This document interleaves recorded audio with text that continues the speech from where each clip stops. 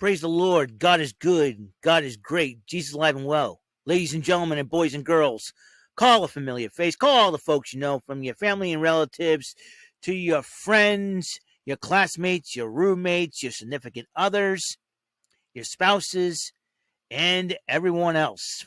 From friends, amigos, comrades, compadres, to your frenemies and enemies. Tell them that your boy is doing his YouTube CVS station identification. No, it is not. The Pharmacy, its channel vlog show, known as WEML-TV, Channel 77. And now here is your host of the show, where there's ordinary and there's him. Ladies and gentlemen, Mr. Eric M. Lima. Thank you for that wonderful introduction, Mr. Announcer. Hey, everyone. Welcome. My name is Eric Lima, and you're watching another episode of WEML-TV, Channel 77, episode 789, ladies and gentlemen. How's it going, everybody? I got some great news. I checked the weather forecast.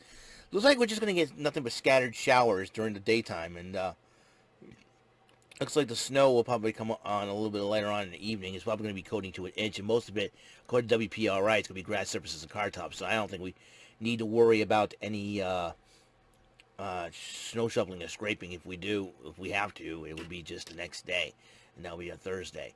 But how's it going, everybody? How's it going, everyone? Let's talk some NXT, shall we?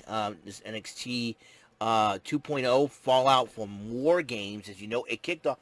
This is the second WWE show in a row that is kicked off with, in fact, consecutively. Or actually, third if you count WarGames, with a cage match, and that would be the cage match between former tag team partners Kyle O'Reilly and Von Wagner. And these two went at it. I mean, they went at it, but Von Wagner showed his power, pinned Kyle O'Reilly in the middle of the ring, and for the 1, 2, 3, and after the match, Von Wagner decided to show more of his killer instinct by attacking O'Reilly after the match, slamming the cage door in his face and all that. And I hate to say this, but this might be the last time we see Kyle O'Reilly in the WWE ring in any brand, whether it be Raw, SmackDown, or NXT. I do believe that Kyle O'Reilly, if he does leave, expect him to see him in AEW, joining up with Adam Cole and Bobby Fish. I can guarantee you that will happen. So there is that. Joe Gacy addresses WarGames. Says it's not about the title. It's not about this. It's not about that. Being inclusive. But next week, though, he's unleashing his man, his big boy, Harland. He's going to make his in-ring debut next week. Against whom? I'll say some poor sap who is going to die. And probably regret signing the contract in this matchup against Harland. So that's going to be a huge deal. And so Braun Breaker, who got the pinfall for WarGames, is for his Team 2.0. Team 2.0 came out and addressed it and issued a challenge to Ciampa because both men had won one match apiece. The Diamond on Mine interrupts him and then, excuse me, and saying, Roderick Strong wants a big money matchup and he wants to face you, Braun Breaker. And Braun goes, I don't care who I have to go through to get to Ciampa. So guess what? You're on. So, and Braun Breaker ends up walking away, pushes Malcolm Bivens, and so that match is going to happen down the road. And tag team competition, Josh Briggs and Brooks Jensen took on the Creed brothers, Julius and Brutus, with Grizzled Young Veterans on commentary, and Imperium scouting the match from above. And the match was going so well, and the Grizzled Young Veterans decided, well, they're going to snag the tag team rope from Brooks Jensen and Josh Briggs. Brooks Jensen wanted to go make the tag, but well, as they made the tag, the referee says no tag because you don't have to. You can't didn't hold on tag, but there's no tag rope, man. But it kind of distracted both the Creed brothers because it backfired, and Brooks Jensen and Josh Briggs ended up picking up the victory over the Creed brothers. That's even crazy enough. So I was like, oops, Grizzled Young Veterans better try next time. Then Mackenzie Mitchell was interviewing Von Wagner, and he says, you know what? War Games is over. My partnership with Kyle O'Reilly is over. But my own personal War Games has just begun. And so Zion Quinn was preparing for his matchup, cut a promo on Santos Escobar, how he's going to beat Santos Escobar one-on-one. He doesn't care about El Legado del Fantasma nor Electra Lopez. Duke Hudson, after his loss to Cameron Grimes, he decided to put on a wig. He looked like a freaking Logan Paul. It's like a blonde wig, and he puts on the ear straps, you know, like Rick Steiner used to wear. It was so funny. And then Cameron Grimes about fed up with this. He says he knew he was going to do it. He said, how about this, you and I, one more time, no holds barred. Duke Hudson says it's fine. And then the two try to fight, and then Cameron Grimes was this close getting to pull the wig off, and Duke Hudson's like, no. I'm like, you look like freaking Logan Paul. I was laughing so hard. Even Rhea Ripley were making jokes about it, and I could not stop laughing. It was too funny. Cameron Grimes. So, Briggs and Jensen was celebrating their win, and then Jacket Time, Iki Manjiro and Kushida interrupted them. And then Grizzled Young Veterans, GYV, interrupted both teams, started running them out. Casey Catanzaro and Caden Carter walked by and said, hey, we got tickets to a concert. And then Josh Briggs said, we'll take those tickets. We'll have a good time and celebrate, right? And then Jacket Time's like, yay, all right. And he's a super secret, operation. And then both teams started brawling. While that's going on, a young lady woke up from her nap and just looked around and just went back to sleep. We don't know who that young lady is. It was just too funny. So, meanwhile, Grayson Waller was talking to a young lady about, hey, I won the War Games. I was a part of the winning team. I'm the MVP and all that. And you want to see my Instagram? I have views and all that. He goes, want to go out? He goes, and she goes, nah, I'm covered. She goes, what would you rather do going out with me? She goes, I'm going out with somebody. And she said him, and then LA Knight in his red car. Yeah. Who's the dummy now? Hey, LA Knight goes, hey, you like views? Here's his view. Yeah, and drives off. I'm like, LA Knight's got the ultimate win. And then Grayson Waller goes, I'll get you views. I'll get views. And more on Grayson Waller later. So, anyways, Dexter Lumis went one-on-one with Carmelo Hayes. And then Trick Williams was faking he's got his eyes hurt or something like that. The vision impaired, but he just, and every time Loomis goes after him, Trick Williams runs off like a scared little girl. But in the end, towards the matchup, Trick Williams got involved, getting Loomis to win by disqualification. And then Dexter Lumis hits him with the silencer, and and then Carmelo Hayes pulls him out, pulls Trick Williams out of there.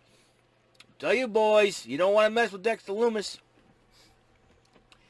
So, and then and then the MSK finally found their shaman. I said it could be Elias. Von Baskin said it could be RVD. I thought about that too.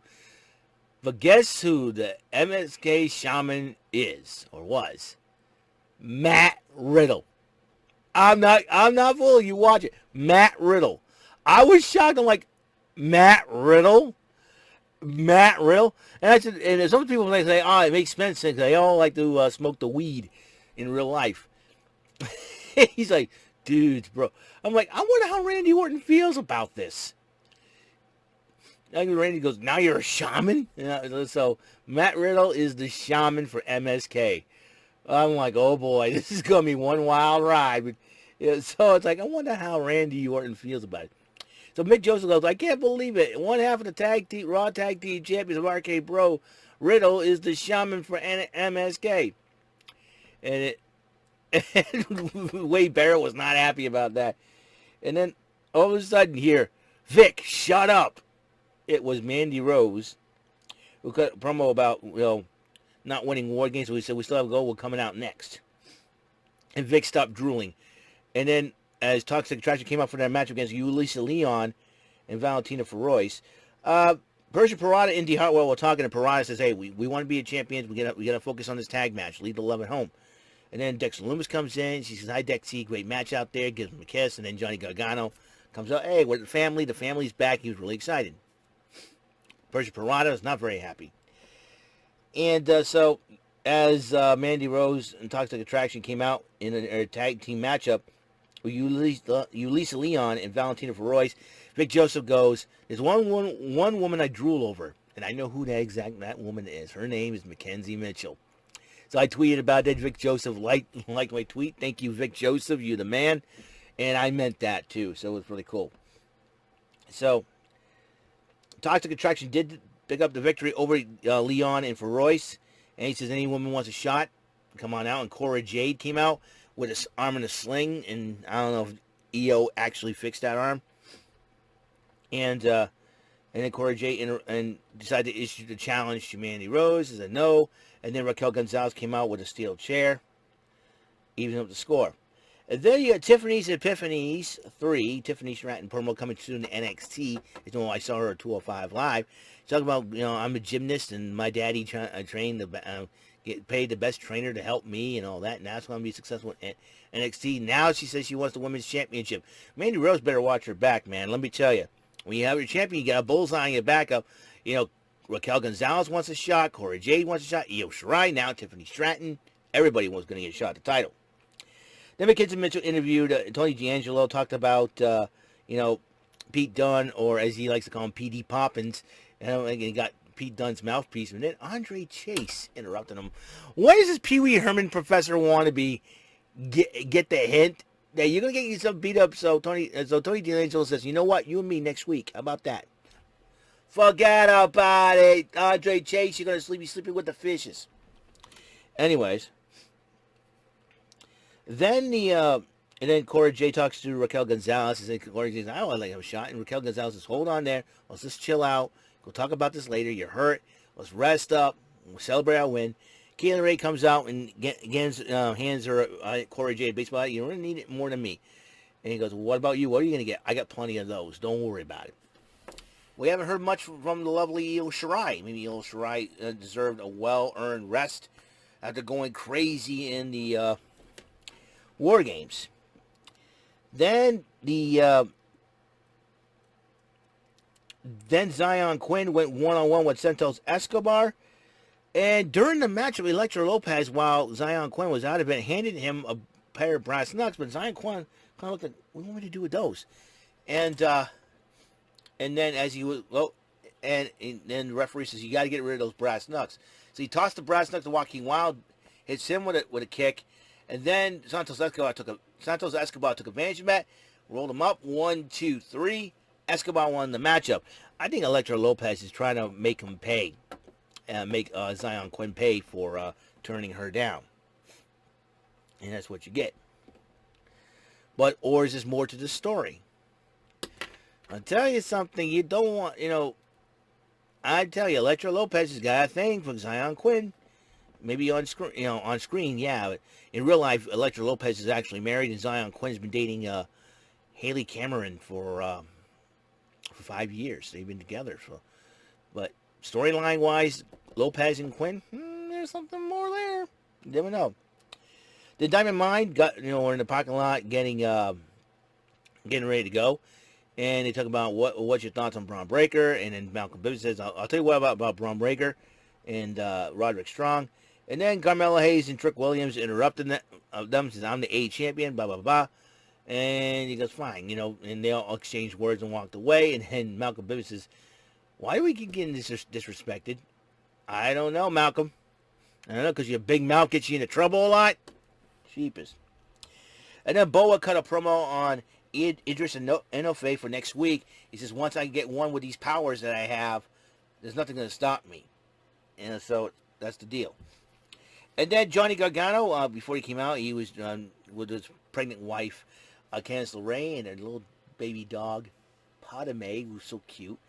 And he dresses, he says, well, I'm about to do the biggest job, most important job in February. I'm going to be a dad for the very first time. so I got, I can do things here and there, all that. So he still has yet to figure out what to do with his career moving forward. But as he's trying to continue and everybody's like screaming at him, like, Johnny, look out, Grayson Waller, infuriated by LA Knight's antics, has decided to attack it out on Johnny Gargano with a steel chair, attacking him. Grayson Waller, what have you done, you jerk? You ruined a beautiful moment, you jerk. Grayson Waller is a stupid idiot jerk. He needs to make the list. And you know what? Once Gargano recovers from this attack, Gargano is going to make Waller regret the day too that he did that. So, that is all the time we have on the show. On this episode 789 of WEML-TV, Channel 77, NXT 2.0 Event Center for December 7, 2021, WarGames Fallout. That's the Fallout from WarGames.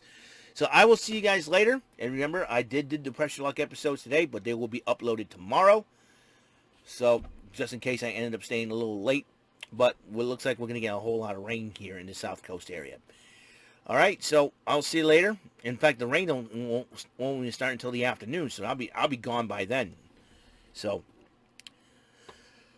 I'll be home by then. I'll probably upload those videos anyways. So I will see you guys later. You guys have a wonderful day. Until the next episode comes around, I wish you all the peace, love, and God's blessings from Him above through me to you. And I will see you on the next episode. Bye for now. Sleep tight. Don't let the bedbugs bite. Good night.